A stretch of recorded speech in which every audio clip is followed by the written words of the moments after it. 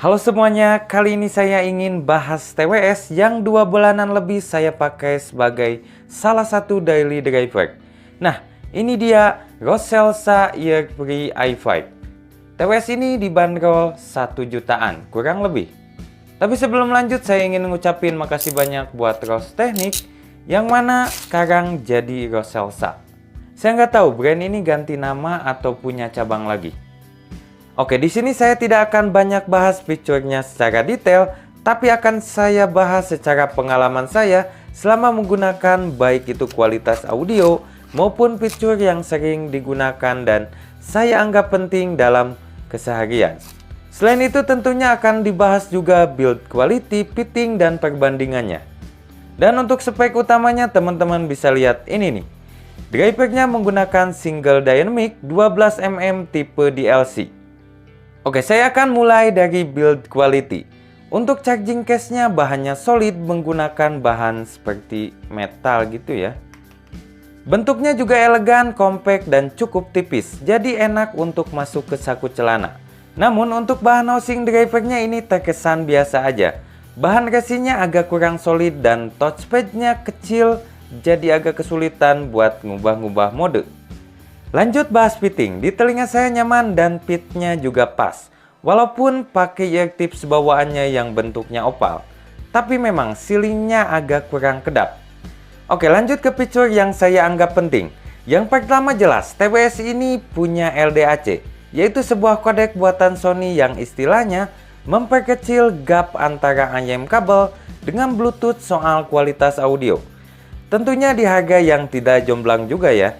Jadi ketika saya coba play lagu atau musik dengan kodek SBC kemudian pindah ke LDAC dan bolak-balik, di sini terasa banget perbedaannya.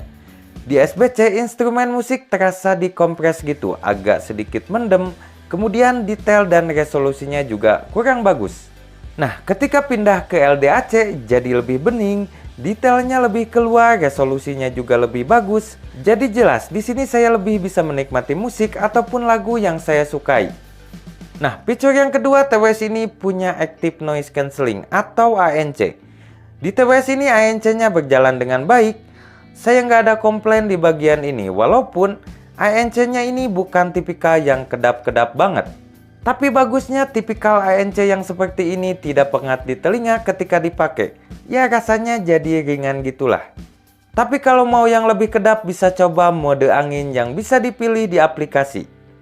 Nah, fitur yang ketiga yaitu TWS ini punya IP rating yaitu IPX5. Yang mana kalau kita pakai saat olahraga, jogging, dan kena keringat kita ini aman-aman aja. Nah, selanjutnya TWS ini sudah support aplikasi yang namanya Roslink. Yang mana di sini kita dapat fitur dan fungsi yang cukup melimpah. Contohnya bisa lihat sisa baterai, settingan ANC, ada 4 pilihan. Ada mode ANC, mode angin, transparan, dan off atau normal. Nah, kalau saya selalu menggunakan mode ANC-nya karena tidak terlalu kedap. Tapi sesekali saya menggunakan mode transparan untuk siaga aja ya. Kemudian di aplikasinya ini ada 4 pilihan tuning atau equalizer. Di sini hanya disediakan 4 pilihan saja dan tidak ada custom. Nanti akan saya bahas di kualitas audio. Nah, selain itu ada game mode. Di TWS ini bisa tembus sampai 54 ms. Tapi pada prakteknya untuk gaming FPS atau aplikasi seperti alat musik digital masih belum akurat. Belum bisa menyamai earphone atau IM kabel. Kemudian masih ada beberapa settingan lainnya seperti dual connection, touchpad, find device, dan lain-lain yang bisa teman-teman explore sendiri. Nah, selain fitur penting tadi, TWS ini juga punya koneksi yang cepat mau pakai aplikasi ataupun tanpa aplikasi. Saya udah uji dengan DAP saya yaitu Tempotek V6, kemudian beberapa smartphone yaitu iQOO 12, Poco X6 Pro, dan HP jadul yaitu Xiaomi Mi 8 Lite. Nah, di semua device yang saya sebutkan tadi koneksinya sama-sama cepat. Kemudian aplikasinya juga berjalan dengan baik di semuanya, tanpa ada bugs yang saya temukan. Paling tidak sampai detik ini. Oke, lanjut bahas ketahanan baterainya. Di housingnya ini kapasitasnya hanya 40 mAh dan di charging case-nya 500 mAh. tapi daya tahannya bisa dibilang sangat baik. Saya pernah coba nonstop 2 jam lebih saya pakai di telinga, kemudian saya lepas tapi tetap on musik. Dan sekitar 7 jam kemudian, TWS ini mati dengan kondisi kodek LDAC dan ANC-nya on.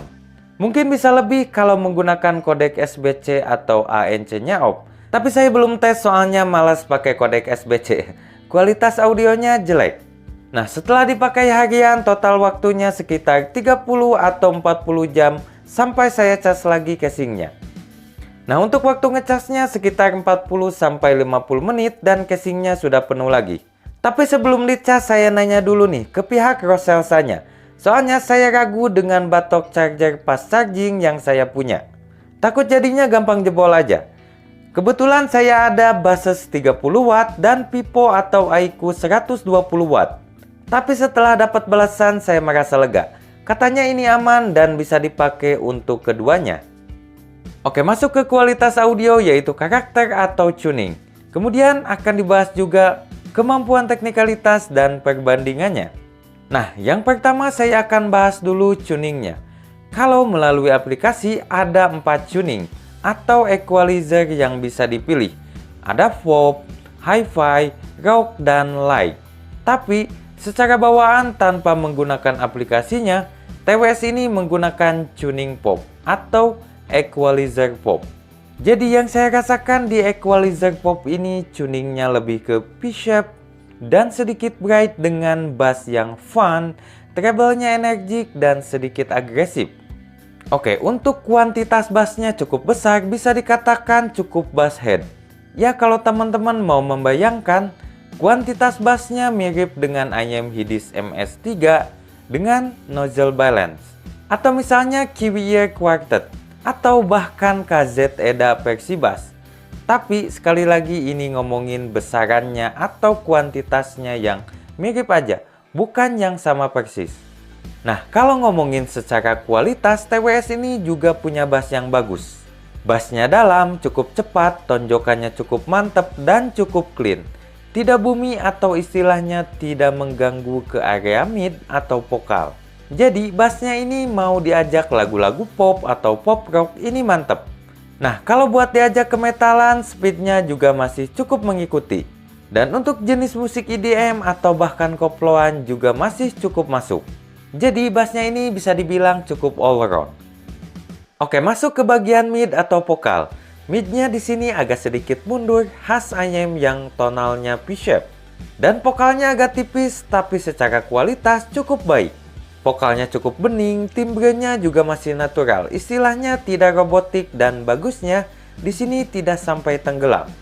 Kemudian kalau ngomongin sibilen atau pengucapan S yang tajam, di sini cukup aman. Tapi memang agak sedikit rawan untuk beberapa lagu. Tapi overall kualitas vokalnya ini memang cukup bagus, tapi jelas bukan yang istimewa buat lagu-lagu vokalan. Oke, lanjut ke bagian treble. Di sini treble-nya agak bright dan istilah umumnya cukup ngecering. Detailnya bagus, clarity atau kejelasannya juga bagus dan cukup clean. Tapi untuk bunyi simbal dan sejenisnya di sini agak kurang bersih atau agak sedikit grainy. Selain itu, treble-nya di sini tidak sampai nusuk-nusuk tajam, hanya sedikit agresif saja. Jadi untuk kualitas treble, TWS ini termasuk bagus dan energik. Oke, lanjut bahas kemampuan teknikalitasnya. Overall di sini cukup bagus, soundstage-nya luas, lebih ke melebar kanan kiri.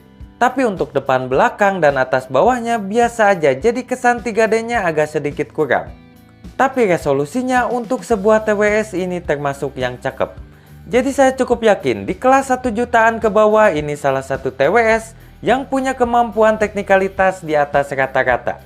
Tapi ya kalau mau dibanding-bandingkan dengan kemampuan teknikalitas beberapa IM kabel di harga 1 juta atau bahkan di bawah 500 ribuan, jelas TWS ini belum bisa bersaing dari segi kemampuan teknikalitas. Ya ini wajar aja soalnya beda alam dan tidak bisa atau susah untuk didebatkan. Nah, sekarang saya akan bahas perbedaan tuning atau equalizer yang ada di aplikasi. Di tuning hi-fi jadi lebih mild P-shape, mid atau vokalnya jadi sedikit lebih agak tebal. Kemudian lebih minim sibilen, treble-nya lebih kalem, Dan bunyi simbal yang cukup attack di tuning pop jadi lebih halus di sini. Tapi jadinya kurang energik dan resolusi tidak sebaik di tuning pop. Lanjut ke tuning rock. Sebelumnya di sini saya membayangkan bakal lebih energik, lebih fun dibanding dua tuning di atas. Tapi nyatanya saya salah. Di sini masih tetap P-shape dan treble-nya dibuat smooth lagi atau lebih halus lagi. Bahkan agak sedikit lebih gelap dibanding tuning hi-fi. Tapi soal clarity, contohnya bunyi simbal masih lebih open di sini dibanding equalizer hi-fi. Nah, yang terakhir yaitu equalizer light.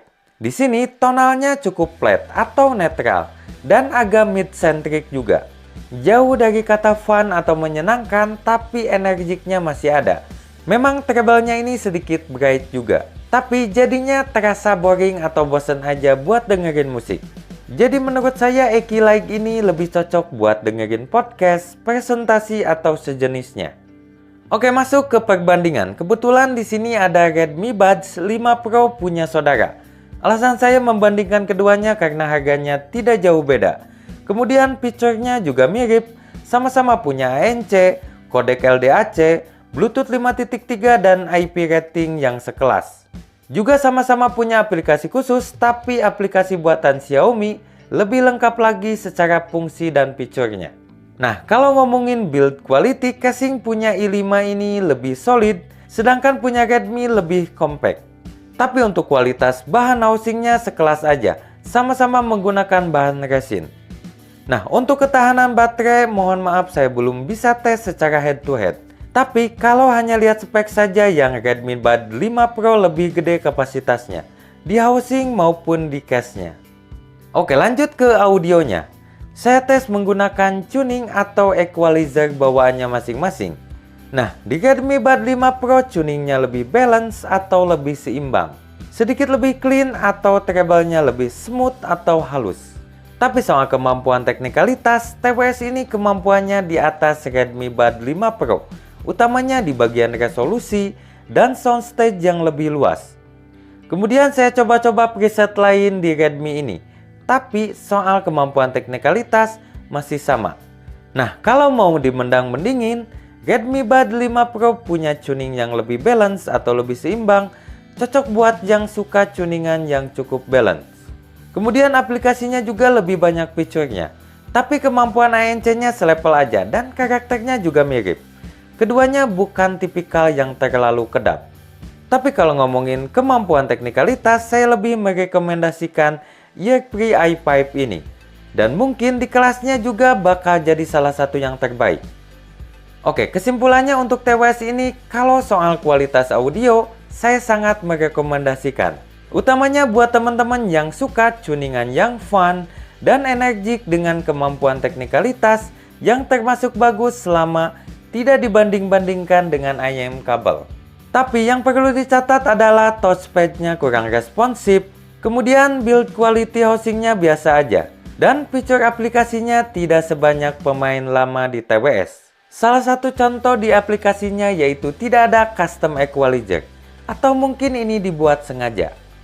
Oke, jadi paling itu aja yang bisa saya bahas. Sampai jumpa lagi dan salam Lovins Audio.